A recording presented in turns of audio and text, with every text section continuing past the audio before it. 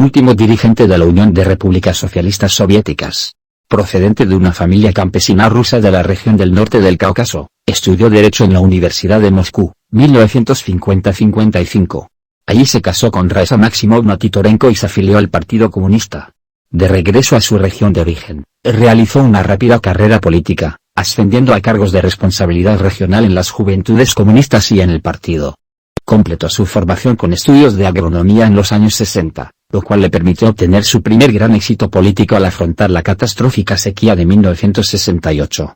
Fue entonces cuando saltó a la política nacional, resultando elegido miembro del Soviet Supremo, 1970, del Comité Central del Partido, 1971, secretario de Agricultura en 1978, y del Politburó, 1980.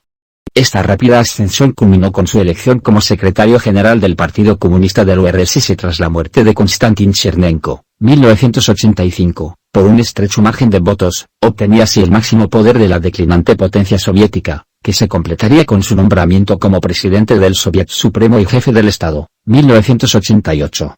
La llegada de Gorbachov al poder suponía no solo una renovación generacional, sino también una esperanza de renovación política. Gorbachov encarnaba la corriente reformista que proponía una apertura liberalizadora para sacar a la URSS del estancamiento económico, político y cultural en el que había quedado sumida desde la época de Brezhnev.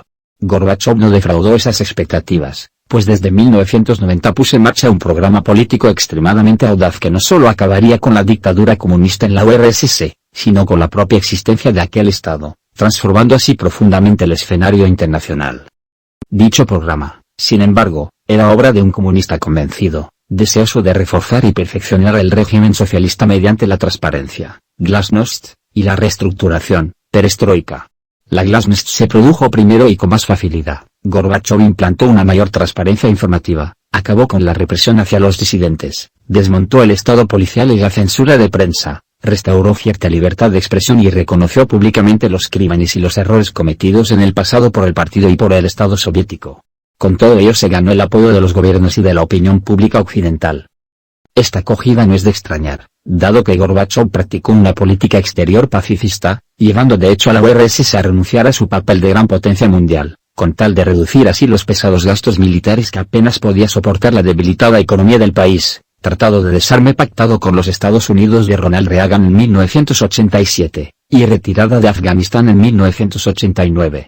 La retirada del ejército soviético condujo a procesos más o menos revolucionarios que acabaron con los regímenes comunistas en Europa Central y Oriental, abriendo el camino para la reunificación de Alemania, 1990. La reconstrucción económica, sin embargo, sería uno de los principales fracasos de Gorbachov. La perestroika suponía sacar a la economía soviética del caos y el anquilosamiento en el que estaba sumida, introduciendo mayor libertad de empresa y dejando actuar al mercado para corregir los defectos de la planificación. Sin embargo, estas reformas no tuvieron resultados positivos inmediatos, pues desorganizaron aún más el sistema productivo existente y ahondaron el empobrecimiento de la mayor parte de la población. Todo ello creó tensiones sociales, agravadas por los intereses político-económicos que se veían afectados.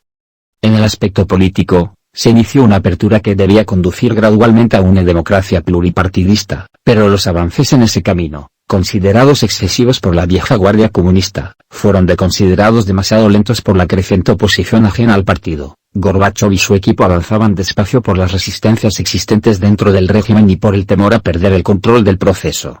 El efecto principal de la apertura fue la eclosión de los sentimientos nacionalistas, que cuajaron en movimientos independentistas en las diversas repúblicas que formaban la URSS. En 1991 se produjo un intento de golpe de Estado militar de tendencia involucionista, que fue detenido por la fuerza del Movimiento Democrático Radical, encabezado por Boris Yeltsin. Este se hizo dueño del poder en Rusia, apartando a Gorbachov y pactando con los dirigentes de las otras repúblicas el desmantelamiento del URSS. Gorbachov se retiró de la política en aquel mismo año, aunque se presentó a las elecciones presidenciales de Rusia en 1996, obtuvo un resultado pésimo, el reflejo de la impopularidad que se ganó en su propio país.